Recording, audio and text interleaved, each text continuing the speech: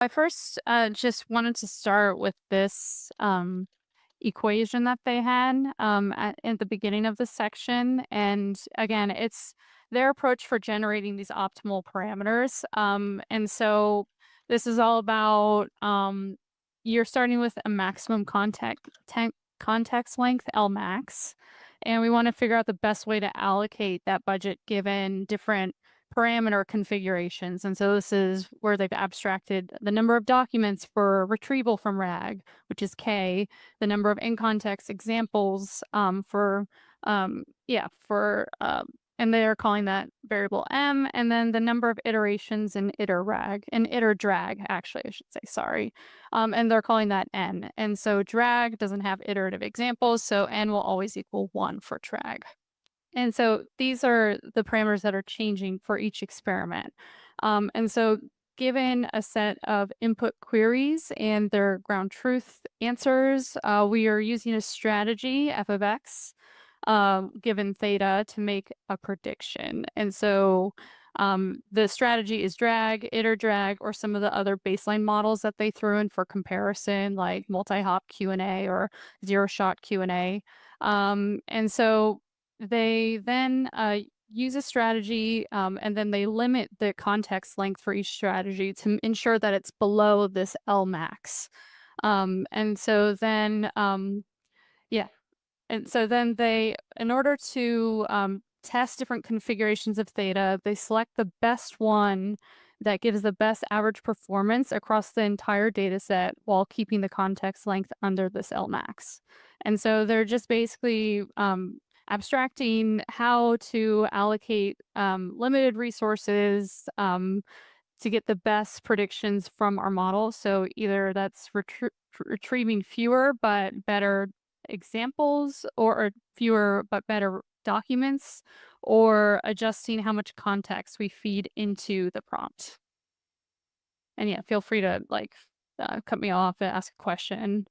And so again, just kind of going into more specifically what they're doing here. And so before I go into that table of results, which Valdemar showed, so they vary the Lmax by a number of tokens, and they also had all these different parameter configurations. So you can see the ranges here. And then the strategies are iter drag, zero shot Q&A, many shot Q&A, and just basic RAG.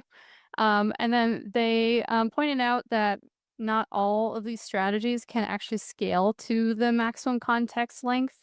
So zero shot Q&A, that's limited because you can't add context to it. So whether that's documents or examples, so it really is all these other variables are set to 0. And then many shot Q&A maxes out at 256 examples, and I think each example is capped at like 1,024 tokens. So I think they said that places them around the 16K context limit. I'm not sure how exactly, because it seems like it might be able to go beyond that, but maybe not. And then they say that the zero shot Q&A is also stops at this limit. And then RAG doesn't scale beyond 128. Oh wait, that's the 1,024 token limit for each document retrieved. So that's where this 128K limit starts. So yeah, let me make sure that I get everything. Yeah, and then drag is just limited by the context limit of the LLM because it's one prompt. So the largest context window is a million for the Gemini model. So that's where that limit comes from. Whereas iter drag can split off a query into multiple subqueries that then can leverage that high context limit and basically have infinite context to use at their disposal. And so, yeah, here's the gist of all of the results here. There's a few takeaways. So again, they averaged the performance metric for each experiment. And so you can see there's a number of like grid search experiments being done. So I would be curious to see how expensive this was too, to generate. But in any case, so the first takeaway, you can kind of see by the bolded text, that drag and iter drag improve as Lmax grows. And then the second is, that drag is more effective in the lower context, long context windows. And then iter drag is more effective 128 K tokens and above. So you can kind of just get a sense that overall everything, increasing Lmax is beneficial, but you kind of need to figure out the optimal parameter configuration. And then it kind of goes into this plot as well. The performance versus effective context length. And so effective context length is the lowercase l here. So the context length that's generated from using those configured parameters, either like number of documents or in context examples or iterative um, runs. So let me go back here. So yeah, they plot uh, P versus effective context length, and then apply this fitting here. It appears to be a linear line, but as Baltimore said, it's logged. The x-axis is logged.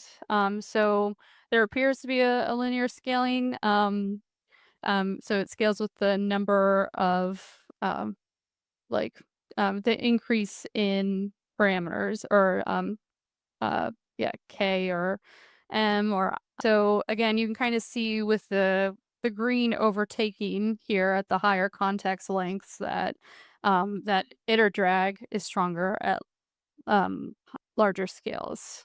Um, and then they did this also for and this is in the appendix in the back. They did these on separate on the individual data sets. And you can kind of see RAG versus the other approaches and how there's kind of a diminishing return plateauing of RAG versus drag and iter drag, which enable you to get um, I don't know how significant if this is, yeah, same y-axis scaling, but it allows you to get a little bit further in performance when looking across these data sets, at least for this, which one this is hot pot Q&A. So it's pretty interesting. And then the last part of this section, they try to represent a normalized performance of a consistent configuration and then just progressively increase either the number of documents or the number of examples or shots.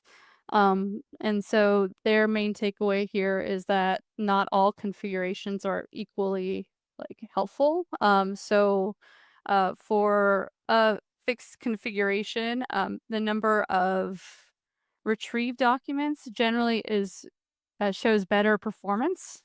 And then let's see, increasing the number of shots is typically more beneficial for iter drag, and they kind of point out this range right here where going from 0 to 1, iter drag does a lot more with that than, or does a lot more with that specific example than drag could do on its own. So there seems for each in both plots, you can kind of also see there seems to be a point for K or M where there's diminishing returns again.